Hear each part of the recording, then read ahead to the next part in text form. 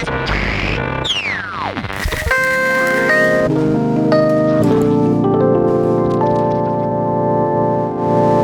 eu sou Carlos Moraes, atualmente eu sou gerente da unidade de rádio do governo do estado, a chamada Agência Rádio SEI, é uma agência pública, como eu já disse, do governo do estado. Eu tenho 57 anos e sou formado em jornalismo pela Universidade Católica de Pernambuco em julho de 87, já se vai aí um tempão, né? 33 anos. Na realidade, eu sempre fui muito ligado em rádio, né? Como é que eu comecei?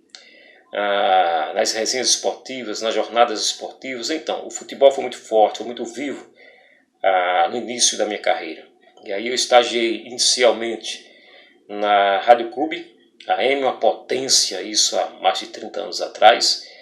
Depois, Rádio Transamérica, Rádio Tamandaré. E da Rádio Tamandaré, ela foi logo depois vendida. Naquela época ela tem uma programação eclética, com muito jornalismo, com muito conteúdo, com muito futebol, com muita prestação de serviço. A rádio ela foi vendida, ou arrendada, melhor dizendo, à igreja, e aí foi na época que o Sistema Jornal do Comércio estava falido e foi comprado pelo empresário João Carlos Paz de Mendonça, o jornal, a rádio e a TV. E como na Tamandaré eu tinha sido estagiário e tinha sido contratado para ser repórter, na realidade repórter de polícia. Eu comecei como repórter de polícia com Gino César na Tamandaré. Geraldo Freire estava começando esse trabalho lá na Rádio Jornal e chamou Gino César para ir para lá. Gino foi, estava sem equipe de reportagem e perguntou se eu queria ir. Como a Tamandaré estava sendo arrendada, nós fomos para lá. Então eu iniciei como repórter de polícia há mais de 30 anos. Não era fácil fazer polícia naquela época, eu acho que não é fácil em momento algum. Depois repórter de geral, coordenador de jornalismo, com algumas mudanças lá dentro do sistema. E depois gerente de jornalismo, onde fiquei lá na empresa por 33 anos. Então comecei dessa maneira. As pessoas me perguntam muito como é que era, né, fazer reportagem há mais de 30 anos. Tem dois momentos na realidade, né? Tinha um momento de você pegar a pauta consolidada pelo chefe, e você ia para a rua, praticamente com dois objetivos, com duas finalidades, uma média de 4 a 5 pautas por manhã, né, por horário. E aí você gravava as matérias, trazia e consolidava. Gravava de que forma? Gravador de fita cassete. Você consolidava isso na empresa com a ajuda de um técnico, de um operador. As entrevistas que você fazia, você voltava, editava seu material, fazia o texto, gravava no estúdio e o operador montava para que esses flashes fossem para os programas jornalísticos, especialmente na Rádio Jornal, no redator de plantão, pela manhã, do qual nós éramos também coordenadores do jornal, que até hoje existe. Essa é a questão mais básica do material gravado, né? E nos flashes ao vivo, aí que era um pouco mais dinâmico, porque você tem uma programação forte, como tem até hoje na Rádio Jornal, com Geraldo Freire pela manhã, você entrava ao vivo dando a informação do trânsito, essas matérias consolidadas que você trazia para fechar na redação, você também entrava ao vivo com coisas mais rápidas. O flash já está dizendo um pouco mais rápido do que uma mais curta, o flash mais curto do que uma matéria consolidada. Aí você tinha que entrar ao vivo. De que forma? Você entrava, o carro de reportagem, ele tinha um equipamento acoplado como um carro de polícia. Carro de polícia, quem assiste filmes mais antigos aí, vê que os policiais entram em contato com a central através de uma cápsula e um equipamento acoplado no veículo. Então era mais ou menos isso. Era bem similar. Era o chamado VHS. E aí você dava informação de dentro do carro, olhando o trânsito, as informações, você conseguia entrar ao vivo, entrando em contato com o seu master, a área técnica da rádio, o comunicador chamava e você entrava por essa cápsula, com som até de qualidade. Em cima do carro tinha uma antena, em cima dessa unidade móvel, esse veículo de reportagem. Era uma forma. A outra forma, você vai entrevistar um governador, um secretário dentro de um gabinete. Você não tem como é que você faria isso? Você entrava pela linha telefônica normal, telefone tradicional, convencional, liga para a rádio, entrevistado estava do seu lado, você entrevistava ele e voltava para você. Você entrava comunicando com o âncora que estava lá. E outra oportunidade era na rua. Esse equipamento que eu falei da cápsula, ele tem um fio ligado ao equipamento do veículo, só de 5 a 7 metros. Então, se você descesse do carro e precisasse entrevistar um protesto, alguma coisa, você conseguiria.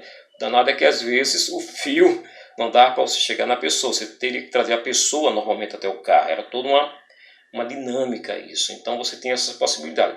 Outra possibilidade, às vezes o carro não conseguia entrar em algum local, você estava na rua, você também não estava no gabinete. De que forma você entrar ao vivo? O velho e bom orelhão. Você ia para o orelhão, procurava vários pela cidade inteira, pelas cidades, no estado inteiro. Você entrava pelo orelhão, por isso se tem aquela mística, né, que se fala das fichas. Você andava com ficha guardada dentro do bolso, para colocar a ficha ou ligar a cobrar. Também não teria problema não, e aí você entraria. Nós tínhamos um equipamento que nós chamávamos de jacaré. Nós poderíamos gravar no gravador de fita cassete, colocava o fio no gravador e dentro do orelhão você tira aquela cápsula inicial e acoplava os dois fios como um jacaré, e essa gravação poderia ser passada para a rádio com mais qualidade do que você só colocar direto no bocal do telefone. Era essa a dinâmica, né? Todo dia. Tem um repórter nosso recente que disse que a reportagem na rua é você viver em cima do ponteiro do segundo a cada momento. Mais ou menos era essa. Eu peguei um período de transição, né? Um período de transição onde não tinha celular, onde não tinha internet, e tudo isso tinha que ser muito apurado na rua. Toda essa dinâmica que eu falei aí. E a questão da fonte é muito forte, olho no olho, as pessoas confiam em você, especialmente quando você fazia polícia, contatos com muitos delegados, agentes de polícia, polícia militar, polícia civil, corpo de bombeiros, polícia federal, enfim. Tinha tudo isso. Já o blog foi nessa processo de transição, que as pessoas são hoje muito com o DNA, né, da internet. Foi na época que se falava muito em convergência de mídia. E aí teve a Copa de 2000, Copa de 14 na África, e uma equipe grande da Rádio Jornal foi para essa transmissão, para essa cobertura. E aí nós pensávamos muito, já estava nesse advento de início da internet, de criar um blog. Na realidade, a ideia inicial não foi nem de um blog, a ideia inicial foi de passar para o ouvinte, com uma equipe grande, os bastidores dessa equipe saindo daqui, chegando, a questão não só do futebol, mas da economia da cidade, do turismo na cidade. A gente iria pegar um pouco do conteúdo jornalístico e colocar dentro da programação, não apenas na jornada esportiva. E a gente pensou num tipo de diário de bordo, as pessoas contando, a equipe contando como é que seria tudo isso lá.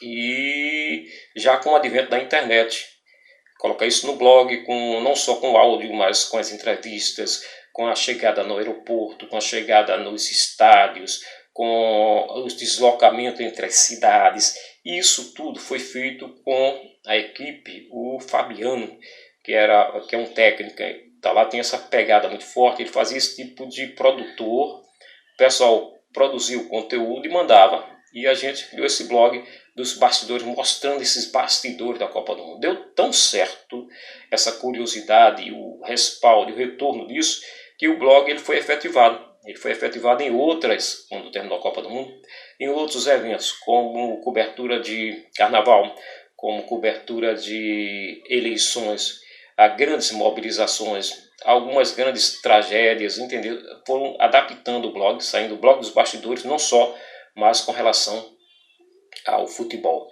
Isso foi maravilhoso. Eu lembro de um episódio muito forte do blog dos bastidores, de um material, no início que a gente fez. Eu fui para um jogo no Arruda, e Haroldo Costa, todo mundo sabe que tem o slogan aí do maior gol do mundo, porque consegue narrar um gol com, acho, quase um minuto, não sei, 45 segundos. E aí eu estava na cabine e vi que teve uma falta, jogo do Santa Cruz, todo mundo sabe que eu sou torcedor do Santa Cruz, e teve uma falta, não lembro qual foi o jogo mais, viu? E aí eu dei a ideia de pegar ali dentro tanto o Haroldo, ele olhando para o campo e um pouco atrás, e a jogada, na hora da batida da falta. Fiquei com as duas coisas na tela praticamente. E aí o jogador bateu a falta e foi gol. E aí eu na hora do gol, mostrei um pouco da torcida, fui e voltei para Haroldo. E segurei Haroldo o tempo gritando gol. As pessoas nunca tinham visto isso, escutavam Haroldo.